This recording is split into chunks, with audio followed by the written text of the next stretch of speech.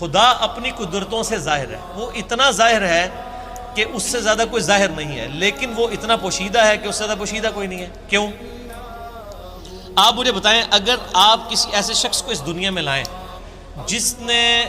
جس کا یہ کبھی ایکسپیرینس نہ ہو کہ مرغی کے انڈے میں سے چوزا نکل سکتا ہے، اور آپ اس کو بتائیں یہ دیکھو یہ مرغی نے جو انڈا دیا ہے نا، اس کو ذرا توڑو، وہ توڑ کے دیکھے، اس میں ایک لیسدار مادہ نکلے، اس کا ایک کور ہو، پھر آپ اس کو کہیں کہ یہ جو انڈا ہے یہی مرغی 22 دن کے لیے اپنے نیچے رکھے گی یا کسی مشین میں ہم رکھیں گے، اس میں سے ایک زندہ مرغی اور نکل آئے گی چھوٹی سی، جس کو یہ ایکسپیرینس نہ ہو کیا وہ یہ ماننے کے لیے تیار ہوگا؟ نہیں مان سکتا۔ اگر کسی شخص کو یہ درخت دکھائیں اور کہیں یہ درخت دیکھ رہے ہو، ہاں جی ہے، اس کا ایک بیج توڑیں جو اس میں سے یعنی پھول میں سے نکلتا ہے، اس کو کہیں گے جی یہ جو بیج ہے نا، اس بیج کو جب میں زمین میں بوؤں گا نا تو یہ اس سے 6 ارب گنا بڑا درخت بن جائے گا اسی بیج میں سے نکل کے۔ اگر اس نے یہ ایکسپیرینس پہلے نہیں کیا ہوا اور وہ کسی ایسی دنیا کا باشندہ ہے جس کو پتہ ہی نہیں سیڈ کیا ہوتا ہے، درخت کیا ہوتا ہے، کیا وہ مان لے گا؟ Not at all. تو کائنات میں جتنے فزیکل فینومینا آف نیچر ہیں یہ سب کے سب اتنے بڑے بڑے معجزات ہیں، لیکن ہم ان معجزات کے عادی ہو چکے ہیں، چونکہ ہم بچپن سے دیکھ رہے ہیں کہ مونسون میں بادل آتے ہیں، بارش برستی ہے، ایسا ہم کہتے ہیں ایسا ہی ہوا کرتا ہے، لیکن سائنس نے اپنی عاجزی مان لی ہے۔ سائنس 3 کوسچنز کے ساتھ ڈیل کرتی ہے، ایک سے اس نے ہاتھ اٹھا لیے ہیں، 2 پہ وہ کہتی ہے ہاں ہماری یہ فیلڈ ہے، وائی، وٹ اور ہاؤ۔ وائی، وٹ اور ہاؤ۔ پہلی چیز ہے وٹ، کیا؟ ہم کہتے ہیں زلزلہ آیا، کیا ہوا؟ زلزلہ آیا۔ سائنس سے جب پوچھتے ہیں کہ یہ زلزلہ کیوں آیا، وائی، تو وہ کہیں گے ٹیکٹونک پلیٹس کی ڈسٹربنس کی وجہ سے۔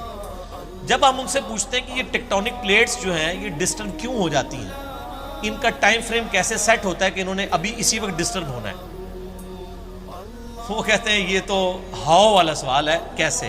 It is physical phenomena of nature, یہ قانون قدرت ہے، یہ ایسا ہی ہوا کرتا ہے۔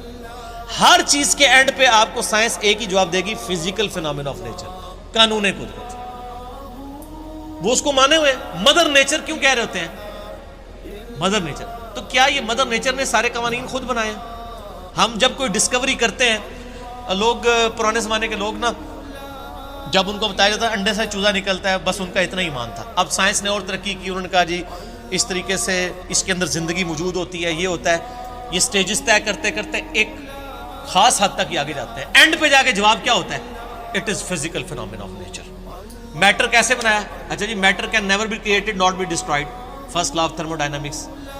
Mass can never be created not be destroyed, یعنی میس کی جو کنزرویشن کا نظریہ ہے وہ انہوں نے مان لی یہ پیدا ہم کر ہی نہیں سکتے، ہاں ایک فارم سے دوسری فارم میں بدل سکتا ہے، پیدا نہیں کر سکتے، کیونکہ وہ کریشن ایکس نہیں، لوگ ان کو پتہ ہی نہیں کہ یہ بھی کوئی چیز ہوتی ہے، وہ کہتے ہیں بس سب کچھ تھا اب آگے چلیں، ہم کہتے ہیں وہ سب کچھ تھا اس سے پہلے کیا تھا، وہی چیز ہے۔ وہ جیسا ڈارون نے کہا ہے کہ میں جب بھی مور کو دیکھتا ہوں نا مجھے بخار چڑھ جاتا ہے، کہ جب یہ مور پر پھیلاتا ہے یہ اتنے آرگنائزڈ، کیا اس نے مور نے خود اپنے آپ کو بنا لیا یا اس کو کسی نے بنایا؟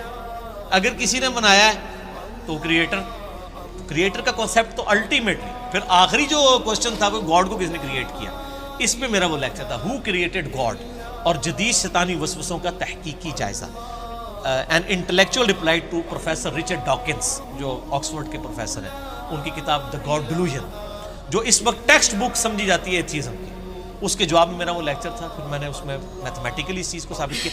جتنے فزیکل فینومینا آف نیچر ہیں یہ صرف ایکسپلین کرتے ہیں یہ چیز کیسے ہو رہی ہے، لیکن یہ اس کی اوریجن کیا ہے؟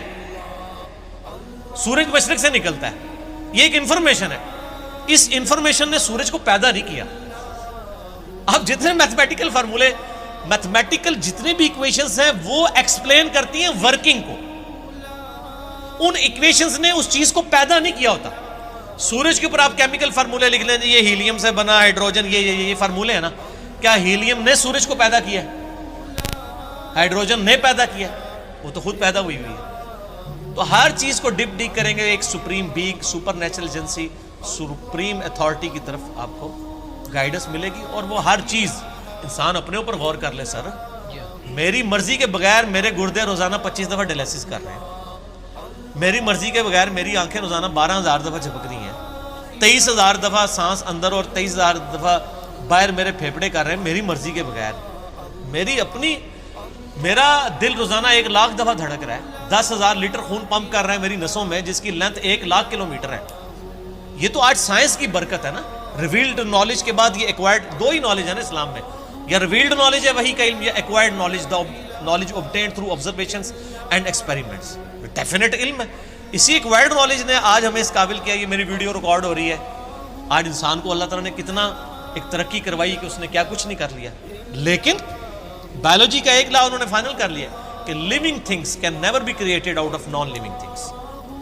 زندہ چیز زندہ سے ہی بنتی ہے. انڈا کوئی نہیں بنا سکتا سائنٹسٹ، سیڈ کوئی سائنٹسٹ نہیں بنا سکے گا، وہ درخت میں سے ہی لینا پڑے گا. اور درخت کہاں سے آیا ہے؟ وہ کہتے ہیں فزیکل فینومینا آف نیچر. درخت کو ماننا پڑے گا پھر آگے چلے گی آپ. تو آپ نے جس چیز کو پہلے مان لیا ہوا نا، اصل میں اس کو ڈیپ ڈیک کریں گے نا تو اس کے بنانے والا ہے. ٹھیک ہے نا. تو یہ خدا ظاہر ہے، لیکن وہ باطن اس لیے کہ ان الذین یخشون ربهم بالغیب لهم مغفرۃ واجر کبیر.